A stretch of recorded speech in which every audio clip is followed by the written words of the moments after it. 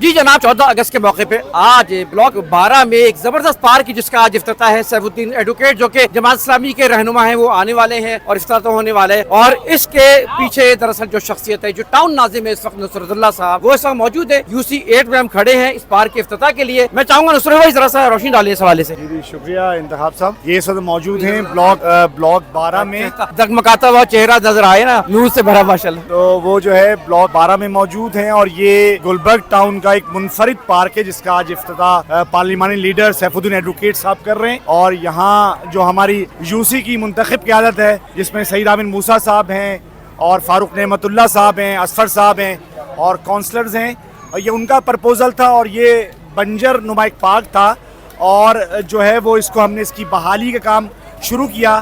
اور آج اس کی ایک تحفہ ہے 78ویں یوم آزادی کے موقع پر گلبرگ کے رہنے والوں کے لیے، فیڈرل بیریا کے رہنے والوں کے لیے. اور میں اس پارک کو جو ہمارے منفرد آئیڈیاز ہیں، اسپیشل انیشیٹیوز ہیں، اس میں اوپن ایئر جم بھی موجود ہے اور ایک خاص بات فیڈرل بیریا کا پہلا جو ہے وہ اسکیٹ رنگ موجود ہے. انشاءاللہ اس کا افتتاح بھی آج یہاں پر ہوگا اور بڑی تعداد میں لوگ اس سے مستفید ہوں گے.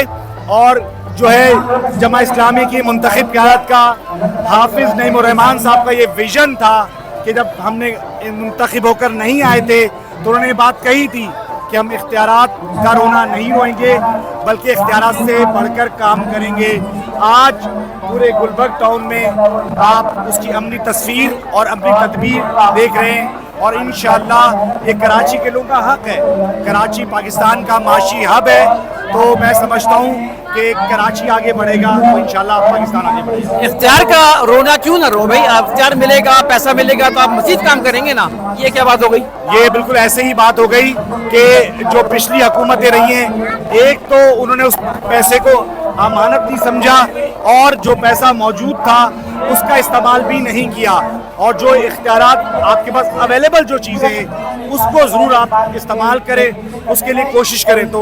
تو الحمدللہ جو جماعت اسلامی قیادت ہے جب وہ منتخب بھی نہیں ہو کے آئی تھی تو حافظ نعیم الرحمان صاحب اس وقت بھی کراچی کا مقدمہ لڑ رہے تھے. کراچی کے وہ مسائل جو کراچی کی بنیادی ضرورت ہے، وہاں کے لوگوں کے رہنے والوں کی ضرورت ہے، پانی کا مسئلہ ہو، بجلی کا مسئلہ ہو، روڈوں اور سڑکوں کا مسئلہ ہو، سوئی گیس کا مسئلہ ہو، نادرا کا مسئلہ ہو، بحریہ کا مسئلہ ہو، یہ وہ سارے ایشوز تھے جو کراچی کے لوگوں کا بنیادی حق تھا.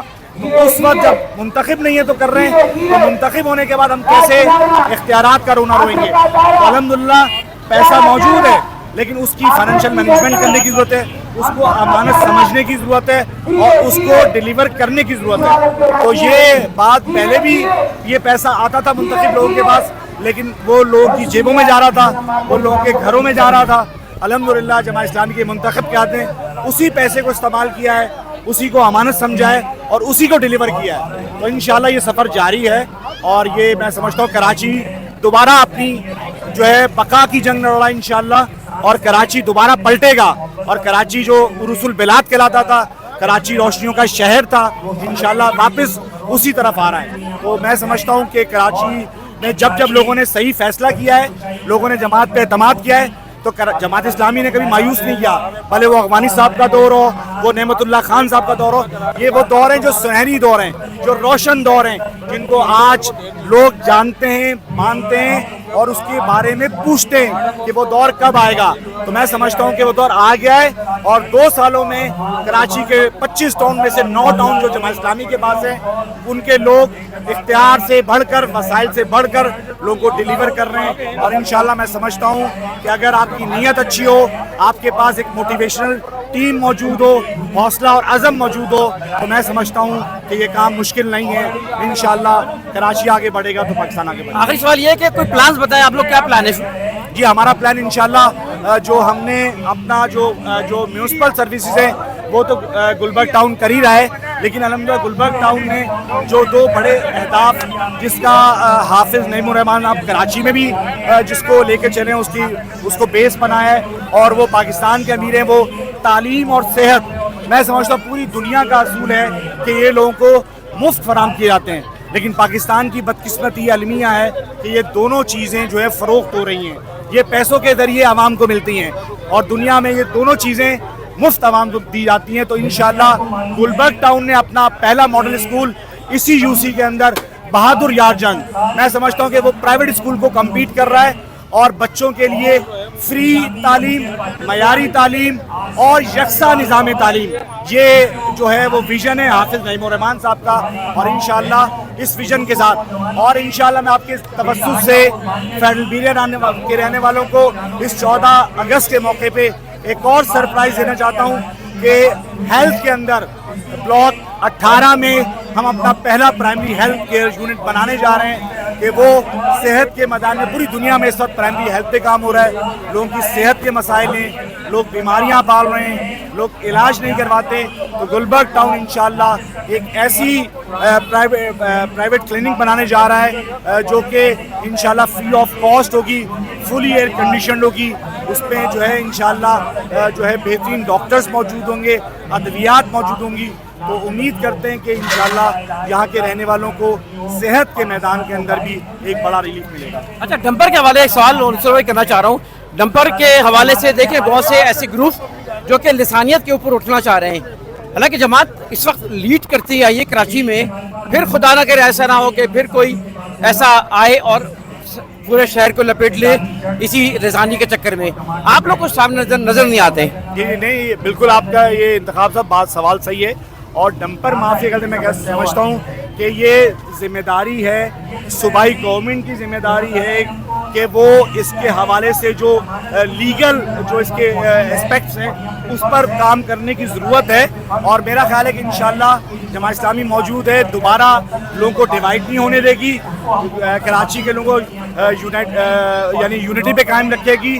और इस हवाले से अमीर जमात इस्लामी कराची मुनीम ज़फ़र खान साहब और स्पेशली हाफिज़ नईमुर रहमान साहब ने इस पर बात भी की है, इस पर आवाज़ भी उठाई है कि जो डंपर्स के सिलसिले में जो अमवात हो रही हैं और जो खुली छूट दी गई है, मैं समझता हूँ कि डंपर जो माफिया है उनके, हम ये नहीं कहते कि उनके साथ भी ज़्यादती हो, लेकिन जो ज़्यादती एक इंसानी जान का ज़िया है, सबसे पहले उसका तदारुक, उसका अजाला होना चाहिए। और उसके बाद मैं समझता हूँ कि डंपर अगर कोई जलाए जा रहे हैं तो वो क्यों जलाए जा रहे हैं, ये सवाल है। अगर हम वो सारे लीगल एस्पेक्ट्स और वो सारे असूल जो ट्रैफिक के कानून के हैं उसकी पासदारी कराना किसका काम है?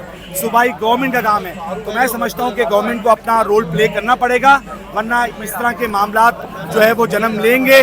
तो लेकिन इंशाल्लाह जमात इस्लामी उसकी मुंतखब क़यादत इंशाल्लाह दोबारा कराची को जो है वो जालिमों के और इस तरह के लोगों के जो है रहम करम पे नहीं छोड़ेगी और कराची के लोगों का खड़ी हुई है। और हमारा मुतालबा यही है कि सबसे पहले जो फैमिली उससे मुतासिर हुई है सबसे पहले उसका अजाला किया जाए और उनकी जो है वो शायद ये जाने तो वापस नहीं आएंगी, लेकिन उनके लिए जो भी बेहतर सेटलमेंट हो सकती है वो की जाए। और हम ये भी नहीं कहते कि डंपरों को जलाया जाए, बल्कि हम कहते ये हैं कि इस नहज पे नहीं आना चाहिए।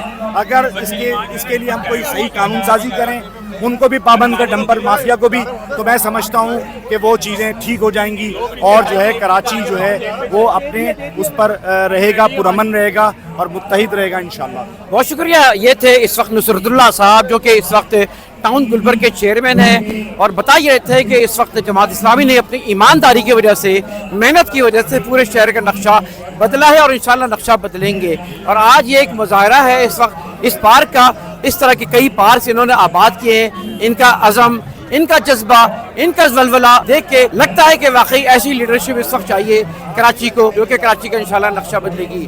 हमारी दुआएं और आपकी दुआएं इन लोगों के साथ होनी चाहिए कि जिन्होंने अफगानी साहब के दौर में भी, नेमतुल्लाह साहब के दौर में भी और इस दौर में भी जहाँ जहाँ ये मौजूद है एक अपना रोल अदा कर रहे हैं, पॉजिटिव रोल अदा कर रहे हैं, जो कि आपके सामने है। फैसला आपने करना है, वोट आपने देना है, लाना अच्छे लोगों को। आपको शहर अगर बचाना चाहते हैं तो ऐसे लोगों को लाना है। इंतखाब वाला बुजुर्ग को इजाजत दीजिए। अल्लाह हाफिज।